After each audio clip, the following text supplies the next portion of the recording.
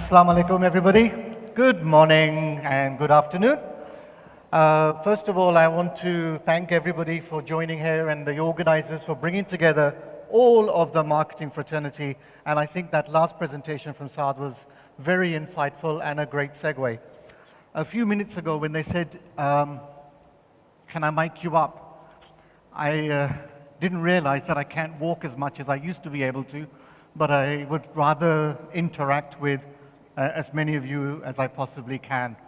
My name is Aziz. I've been with Jazz for about 9 years, and for the last year and a half, I've been managing the enterprise division here at Jazz. And in the enterprise division, some of the things that we're bringing together are what we call data and data analytics.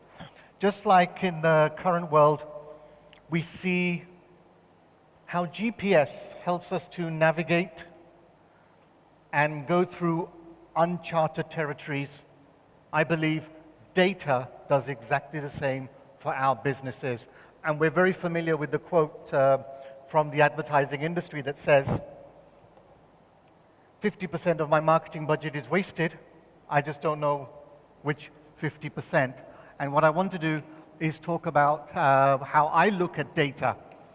There is a traditional way of looking at a day. We measure it in hours, 24.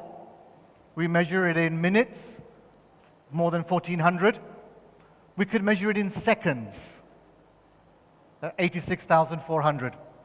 I'd like to measure it in data and the number of data that we are producing. Today, globally, we're producing more than, I think it's 0.4 zettabyte. For those of you not familiar, bit, byte, kilobyte, megabyte, gigabyte, terabyte, petabyte, exabyte, zettabyte. But what is a zettabyte? 0.4 zettabytes is the equivalent of all of the information in 40 million libraries is being produced every day. 40 million libraries, and I think globally right now there might be 2, maybe 3 million libraries. We are producing 20 times that data that we've accumulated through generations of knowledge. We're producing it in half a day. So this will only grow. The bulk of it is driven by video, by social media, by gaming, as you can imagine. But what does that really mean? If it means you are looking at it, the importance here now is we click, we review, we analyze. Why do I tell you this? A recent survey from McKinsey indicated that those companies that are using their data more effectively, are 19 times more profitable. Not bad. 19 times more profitable for any business is amazing. More likely to retain customers and more likely to attract new ones. Data is disrupting. We all know this. I want to share a story here. We all know these brands and we can talk about them day in and day out. But let me give you a little story. Over the last few days, I wasn't here. I was in London. And I was scrolling through my local Sky TV. You know, satellite-based dish TV. They had 1,000 channels for me to switch through. By the time I'd finished switching through them, the moment was over and my 20 minutes that I had spare were wasted. I did the same exercise with Netflix and I got some recommendations based on previous usage, based on my engagement, based on my interaction, but I got usage and I was able to better use my time. So as a customer, who would I be more loyal to? The linear usage Sky TV or someone who actually had analyzed me and taken time out to tell me what was good for me? I think there is nothing wrong with analyzing this data and getting closer to your customer. Those that don't, I think, are the ones that probably don't have the right to survive for much longer. We can go through how Netflix targets us. We can go through how Target is building things. But we can also look at FMCG type brands, what they're doing in order to leverage analytics. In order for Netflix to be able to do that, what they need to do is collect the data. At Jazz, we are collecting data all day long. We ourselves are producing significant data on the back of our 70 million plus customers. But actually, we go a bit further. We collect other data that we think may be relevant in the future, such as I collect weather data. I collect the number of gyms that are being opened in the country. I collect the number of insurance policies that are being sold. I don't know when it will be useful, but I'm sure it will. Now, as we move in towards agriculture and M-Agri and health tech, I think this data will become more relevant for us. So you have to have a bearer platform, CRM data, sales data, customer data, usage data, feedback data, didn't like you data, all that data you put into your platform and you ingest it. Then the magic has to sit on the top of that. We have about 60 data scientists who sit there all day long looking at the data, not interested in the telco business, but actually interested in what can the data do for me. I give them questions. Can you tell me how many accidents will take place just outside our office? I do these things just to see if they are awake and if they're actually quite alert. More recently, I'll give you one example that we did use. We are predicting how long a customer will stay with us.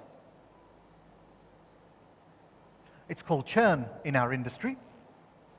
But can I predict how long an employee will stay with us? Can we use that customer churn data to predict employee retention? It gets a bit further than that. Then I thought, well, there's useful information parameters, and they were able to predict it with a fairly high degree, which then helped my HR team to understand who needs to be sent on training, who needs to be retained, who needs a promotion, who needs a pay rise, which are our best talents. Using the same world, but a different application. We take that one step further. Can I predict this sale made today will be a good sale or a bad sale? If it's a good sale, the salesperson should be well rewarded for that. If it's a bad sale, maybe I don't reward him. So the data analytics ingested all the data, produced this enormous model, and it actually had 700 variables. The size of the phone, the age of the phone, does the customer call anybody, how many cell sites was he at, what was the retailer, what is the affluent neighborhood, did the customer buy with us before, what was their behavior previously, who was the retailer, what do we know about the retailer? So we put all this information together to be able to predict how good this would be. This is decisioning. Nothing will work without its immediate access, which is the design and delivery part, and ensuring that we're able to execute that data and the analysis from it at real speed.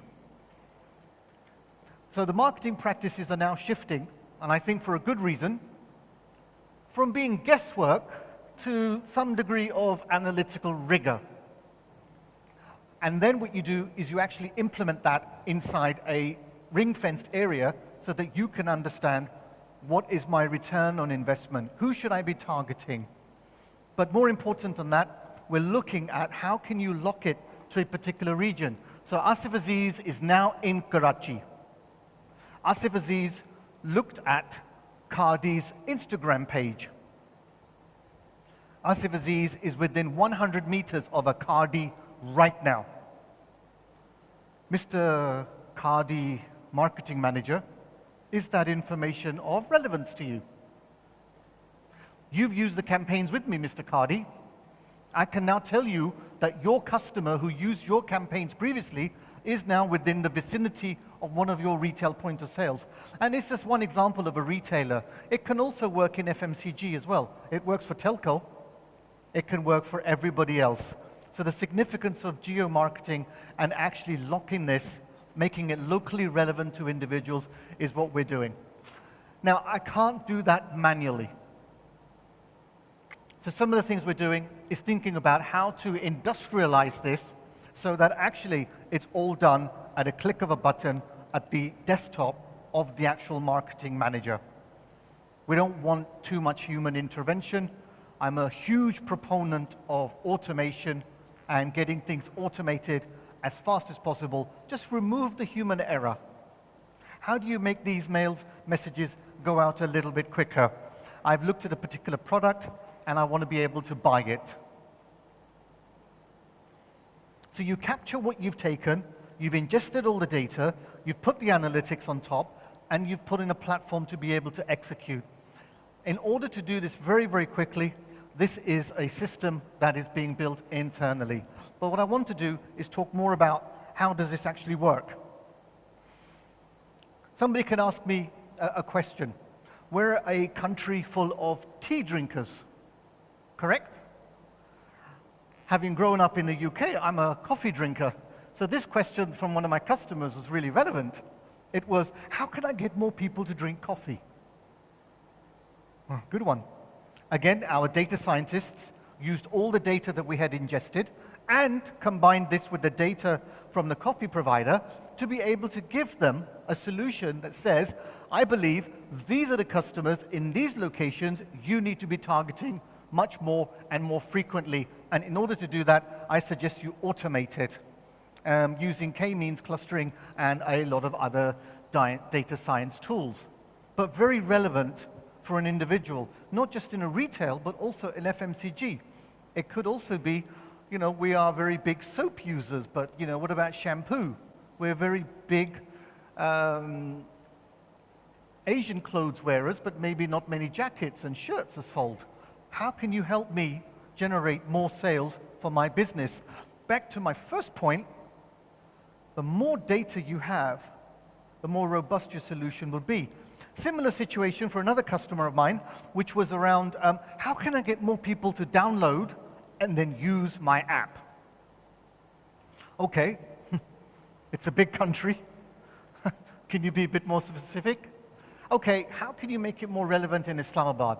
And this was important for my customer as well, because then he was able to prove that the analytics we give him are of relevance and meaningful in order for them to make actionable insights and actionable data from that insight.